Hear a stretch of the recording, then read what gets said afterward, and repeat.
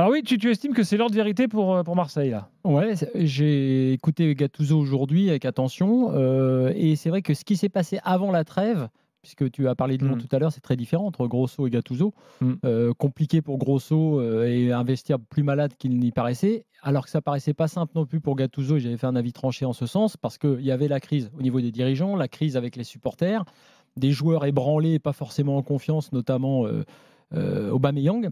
Et déjà, Gattuso a fait un gros travail avant cette trêve internationale en gagnant des matchs, en redonnant de la confiance, en jouant finalement un système qu'on espérait, qu'on attendait en 4-3-3, donc c'était pas forcément très compliqué, mais il l'a fait. Et il se trouve qu'Aubameyang a marqué des buts et que sa méthode semble avoir pris.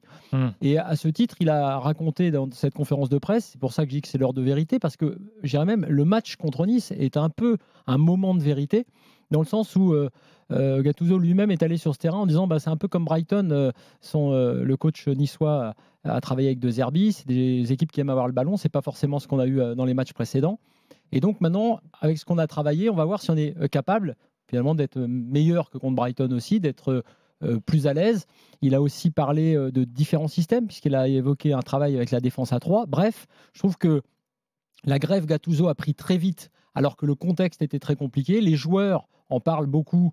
Aubameyang l'a dit en interview, Klose en a aussi parlé, semble conquis, entre guillemets. Je ne dis pas que c'est le meilleur coach du monde, je dis qu'en tout cas, la greffe a pris, que le moment de vérité, effectivement, contre Nice, enfin, le match sera intéressant. Et pour l'OM, les semaines qui viennent, les jours qui viennent sont assez intéressants, parce que comme il est allé très vite pour prendre ses marques, pour redonner de la confiance, et notamment à Aubameyang, on va savoir enfin ce que vaut vraiment cet OM qui était tactiquement un peu déboussolé, mais qui a de grosses qualités. Donc j'ai envie de dire qu'effectivement les semaines qui viennent seront très très importantes, mais on peut être plutôt confiant par rapport à ce qui a été travaillé, ce qui a été fait, et notamment au retour de la confiance dans le vestiaire de l'OM. C'est effectivement l'heure de vérité, peut-être dès le match contre Nice. Stéphane Guy t'écoute attentivement. Il n'a rien raté, je le précise. Religieusement. Ça va, Pardonnez-moi. Stéphane ? Salut Stéphane. Pardonnez-moi. Qu'est-ce qui se passe ? Je crois qu'il y a un ministre dans les locaux des RMC, c'est un peu compliqué d'entrer au parking ce soir. Ouais, comment ça, tu passes pas avant les ministres ici ? C'est pas Tu entres moins vite que le ministre de la vérité, mais c'est le ministre qui est invité quand même. Exactement. Est-ce que tu es d'accord avec Flo là, est-ce que c'est l'heure de vérité selon toi pour l'OM après là 15 jours de travail que Gattuso a pu mettre en place, même s'il y avait quelques internationaux qui n'étaient pas là, bien sûr. Heure de vérité. Notamment, je rajoute juste avant que Stéphane, il a parlé d'un gros travail physique. C'est toujours assez intéressant parce que ça semble sous-entendre que physiquement cette équipe était pas suffisamment préparée.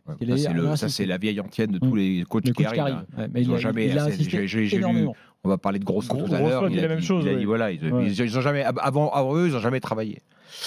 Ou alors spécificité des coachs italiens qui veulent toujours plus de physique, toujours plus de physique, toujours plus de physique. Ça c'est vrai.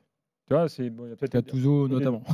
Non, mais c'est sûr que la préparation de l'OM avec ce match de Ligue des Champions très tôt au mois d'août a forcément été impacté. Et le calendrier de reprise de l'OM avait été très surprenant de ce point de vue-là, avec une équipe qui avait repris très tard. Et bon, bref, on ne va pas refaire le film de la saison de l'OM. Moi, j'ai été très surpris après la victoire contre Le Havre.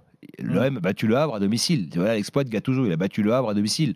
Je rappelle que le très réputé et renommé Marcelinho avait battu Brest et Reims, qui sont des équipes d'un autre calibre quand même que Le Havre. Donc il n'y a pas grand-chose de neuf pour l'instant. Donc effectivement, l'heure de vérité, oui, elle va venir. Parce que... Si ce n'est le système.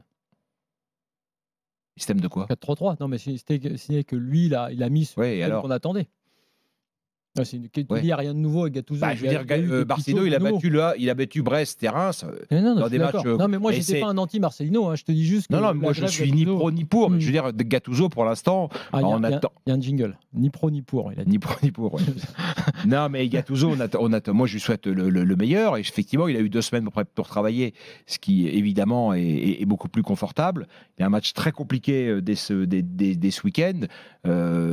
Voilà, l'OM, c'est une équipe qui est attendue top 3. Qui est calibré pour ça, qui a le budget pour ça, qui a les salaires pour ça, qui a les joueurs pour ça. Donc on attend effectivement une énorme montée en puissance de l'OM entre cette reprise de trêve et puis la trêve hivernale, où il va falloir qu'effectivement ils mettent les bouchées doubles. Est-ce que ce qu'on a vu de Gattuso pour l'instant rend confiant ? Moi, je suis totalement neutre là-dessus. J'ai pas d'avis. J'attends de voir. J'ai pas la hype Gattuso. Je sais pas d'où elle sort. Le gars, c'est battre Le Havre. Ça m'a pas semblé être une performance extraordinaire. Il n'y a pas de hype Gattuso, c'était simplement pour signaler, pour ça que je disais. Non, mais je parlais pas forcément de toi, mais j'ai entendu après le match contre le Havre plein de bonnes choses, y compris des supporters de l'OM. Ça y est, on a retrouvé. Bon, ok, mais on va quand même attendre de voir quelques matchs de meilleur niveau. Tu as bien compris qu'il collait un peu là à ce qu'on attend à Marseille, un mec un peu truculent, voilà, qui arrive, qui a des façons méditerranéennes, la petite baffe sur la joue aux joueurs, tout ça. Voilà. C'est aussi pour dire que quand on dit ça colle, quoi. Ça colle, mais l'heure de vérité, dans le sens où, justement, comme disait Stéphane, il n'a pas eu, si tu veux, ça aurait pu être une cata, il aurait pu avoir des défaites. Il a eu une arrivée plutôt correcte pour lui en termes de résultats. Donc c'est plutôt plus simple d'arriver comme ça, de faire son travail, comme tu le dis, dans la trêve internationale. Et là, maintenant, c'est pour ça que je dis hors de vérité. Mais il est Marcelino, il n'est pas parti sur une cata de résultats, Flo. C'est ça que je ne comprends pas dans l'analyse qu'on fait de l'OM.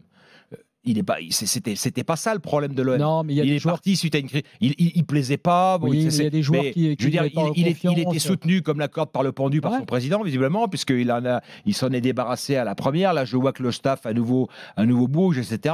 Moi, je pense qu'il est urgent d'attendre concernant l'OM.